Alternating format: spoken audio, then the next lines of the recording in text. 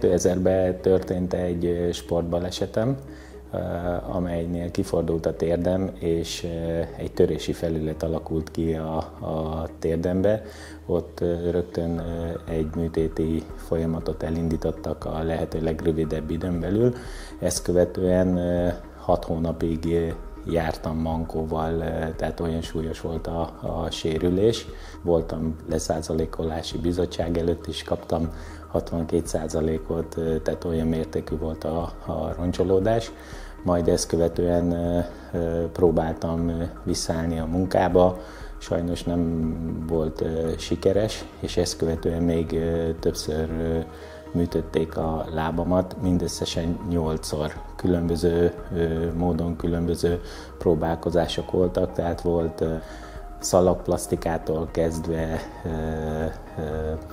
vésések, ami a csontkinövések alakultak ki a letört porc felületén, és a műtét előtti időszakban olyan mértékűvé vált a fájdalom, amit már nem tudtam elviselni, tehát kombináltan szedtem a fájdalomcsillapítót.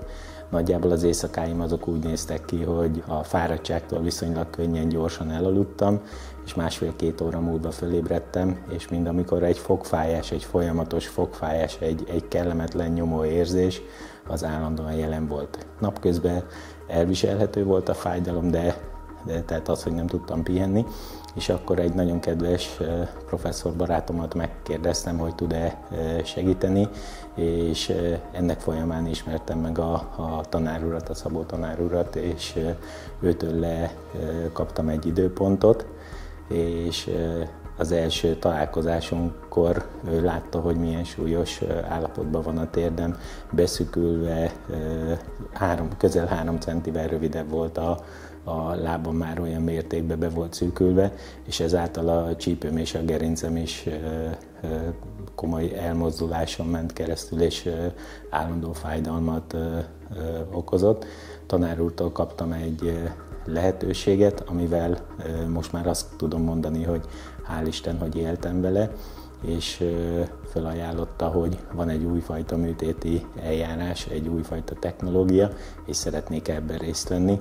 És nem győzöm mondani, hogy nagyon hálás vagyok, hogy ezt felajánlotta nekem, és a józanész az diktálta, hogy bele kell vágni és meg kell próbálni. Majd miután a döntés megszületett, hogy ezen a műtéti folyamaton végig fogunk menni, nagyon profi csapattal találkoztam, mindenféle előkészületen, MR vizsgálatok, CT vizsgálatok, röntgenfelvételeken végigvittek, és 2020 februárjában a műtéti időpont is kijelölésre került, ez egy február 7-i nap volt. Nagy izgalommal vártam, mert 8 műtét után egy megváltást vártam, és ez meg is valósult. A kórházi ellátás, a kórházi körülmények nagyon kellemesek, nagyon jó emlékeim vannak róla, és az a fajta fájdalomcsillapítás, amit műtét követően kaptam, mivel hogy volt előtte már tapasztalatom, hogy az előző 8 műtéten milyen fájdalmakat éltem át, és ezt követően itt szinte fájdalom nélkül ébredtem, és nagyon kedvesek voltak, nagyon komfortos volt a szoba is, az ellátás is, és ami számomra meglepő volt, hogy műtét után 3 órával felállítottak. Tehát én magam nem hittem el, hogy ez valósággá válik, és járókerettel az első lépéseket önállóan meg tudtam tenni 3 órával a műtét után. Hát ez számomra a hihetetlen történet volt az előző 8 műtét tapasztalását átélve. Majd egy nagyon profi fiatalember, aki gyógytornászként segített és elmagyarázta, hogy milyen mozgásokra figyeljek oda, miket erőltessek, mit nem szabad erőltetnem, hogyan mozogjak, hogyan használjam, és este még egyszer visszajött, és ismételten felállított, tehát ez egy tehát a hihetetlen, tehát a feleségemnek meg a környezetemben bárkinek elmesélem, vagy ott is nem hittek ők se a szemüknek, hogy ez valósággá válik.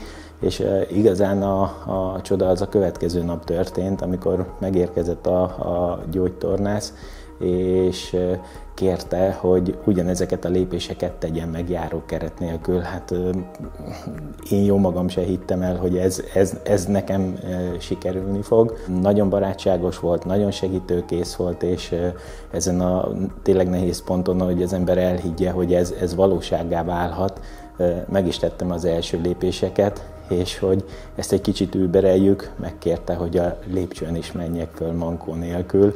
Hát azt mondtam, hogy ez biztos, hogy nem fog sikerülni, és azt is sikerült megoldanom, úgyhogy nagyon hálás vagyok neki is, illetve a tanár úrnak is ezért a jó tettére, amit velem sikerült megoldani. És azt hiszem második vagy harmadik napon haza is mehettem a kórházból, onnantól kezdve önállóan tudtam mozogni a lakásba, mindenféle fájdalom nélkül. Annyira lelkes voltam, hogy a rehabilitációt egy picit, ha szabad ezt a szót használnom, túltoltam, mert annyira nem volt fájdalma, meg annyira jól működött, hogy megerőltettem, és ez egy picit visszavetette a gyógyulásomat, és kialakult egy sebfekély is, amit egy hosszabb kezelés vett, meghosszabbította 1,5 héttel a sebnek a teljes beheggesedését. Majd kaptam ismételten jó tanácsokat, hogy ez a fajta műtét után nem az a rehabilitáció, hogy hagyományos és akkor erőltetni kell, hanem nyugalomba kell lenni, türelemmel kell lenni, és a napi használatot kell erősíteni, és türelmesnek kell lenni, és ez meghozta az eredményét, mert fél év után eljutottam arra a szintre, hogy a lábam ugyanúgy visszaerősödött. Az összes cipőmet el kellett dobnom, mert ahogy 3 centivel beszűkült az izület, és 3 centivel rövidebb volt a lábam, egy ilyen csámpásság alakult ki a lábamba, és amit régi cipőket használtam, használhatatlanná vált, mert fájt tőle a lábam. Tehát a cipőket le kellett cserélni, visszaegyenesedett a gerincem és a csípőm is, és elmúlt a gerinc és a csípő fájdalmam is. Mondjuk ez egy ilyen 1-1,5 éves folyamat volt. Most 3 év távlatában azt tudom mondani, ezt egy picit úgy szerényen mondom, hogy visszavásároltam egy crossmotort, és motorozok az erdőbe, igaz megfelelő védőfelszereléssel. A napi munkám az erdőgazdálkodással foglalkozunk, és rengeteget gyalogolok, átlagban ilyen napi 6-7 kilométert gyalogolok nehéz terepen, és van egy kedvenc hobbim a vadászat, amikor esetenként 8-10 kilométert is 2-3 óra alatt gyalogolunk erdei körülmények között, fájdalom nélkül. És ami igazán ezek úgy a fájdalmas időszakban is kisebb-nagyobb nehézségek árán működtek, ami a legfontosabb, hogy pihenni tudok.